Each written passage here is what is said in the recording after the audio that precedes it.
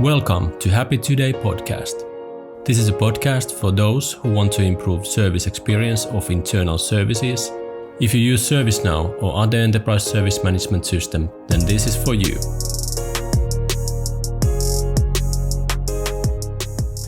Today, we are talking about automation. And I think the theme of the episode is employee experience in automation. How you can use these both together to actually justify your things. We look at some examples and we have become some customer data as well. But let's start, Sami, if you first explain a little bit on the background, what we have learned from the happiness score based on the hundreds of thousands of feedbacks that we've been gathering. Why do you see that already kind of justifies, which reasons justify automation?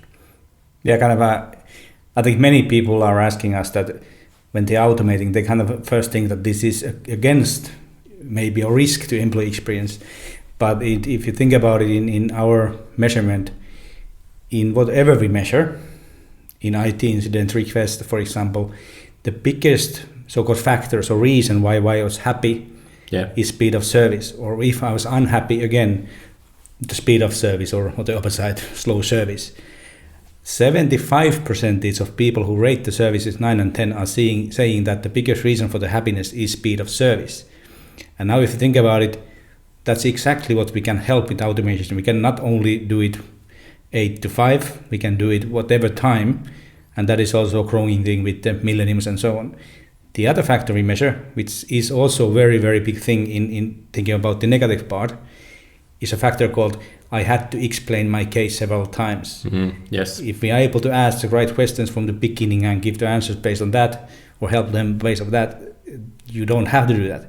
And these are the two factors that we really believe that automation is a way to get people more happy if you do it right. And that is what we try to discuss today. Yeah.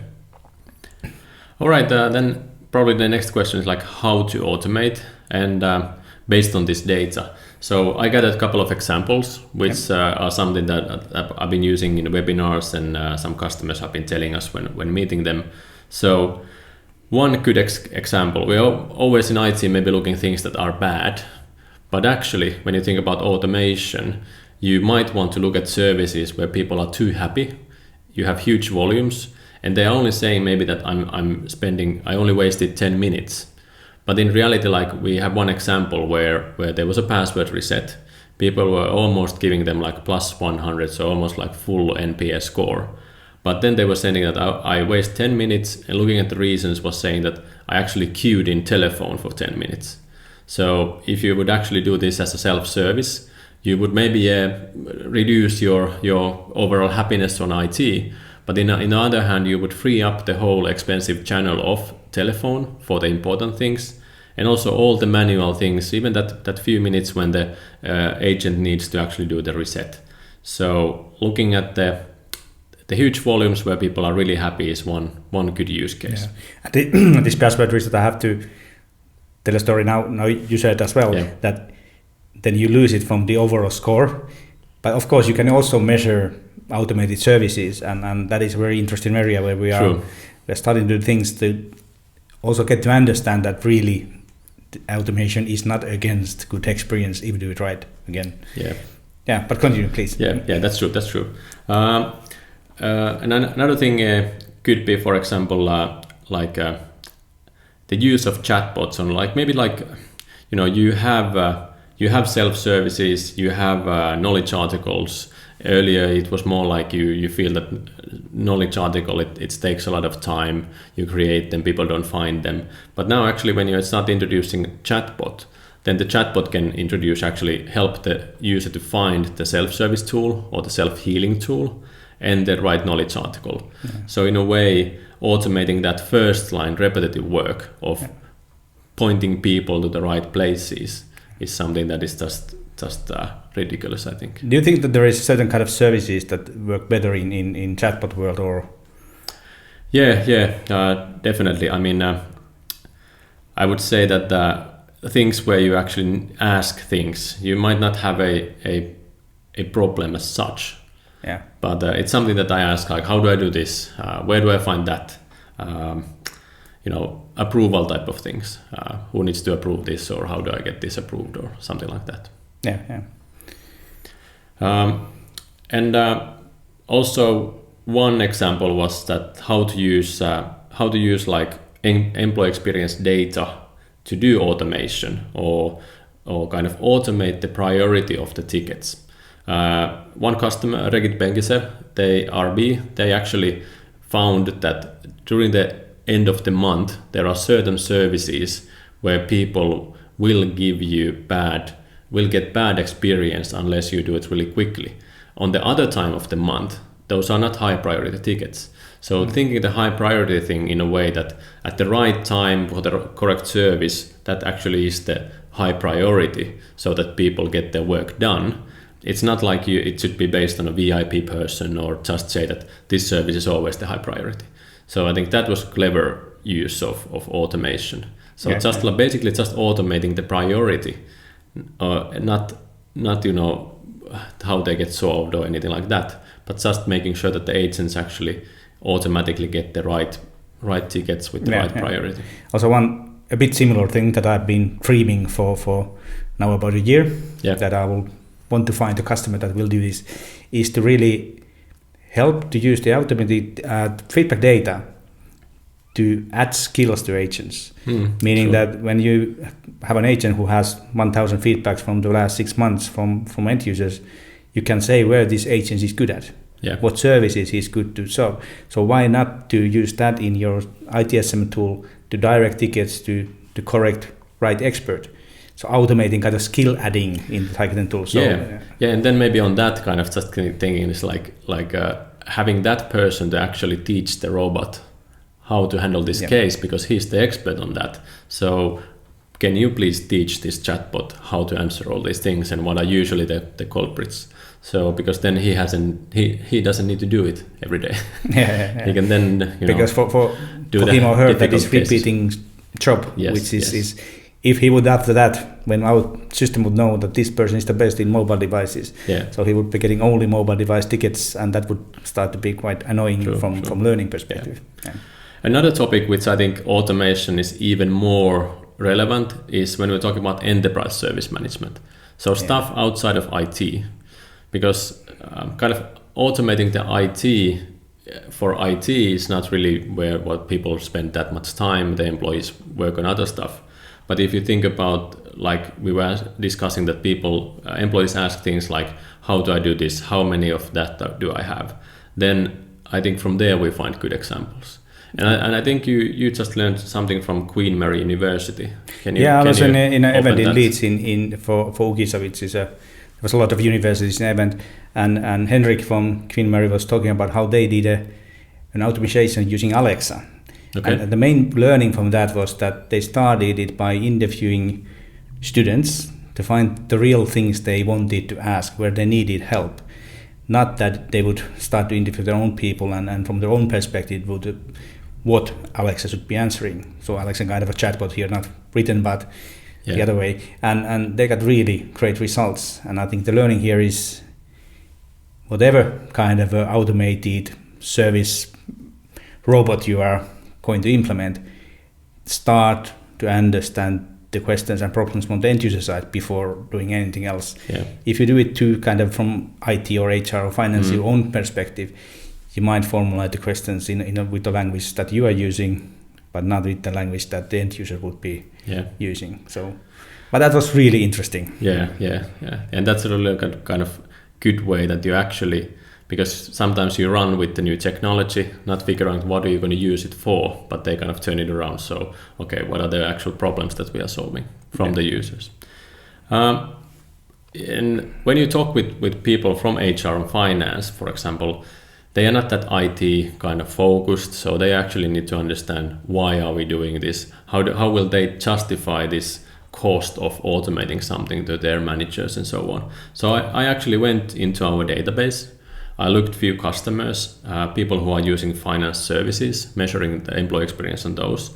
And specifically, I had a feeling that what if we look like travel expenses? Something that I spend sometimes a lot of time doing my receipts and stuff. Sorry. Yes, no worries. But for example, in this one company, they had for this year 5,800 feedbacks on travel reimbursement. the happiness score was plus 28, so really low. And the lost time was 1 hour 30 minutes per ticket.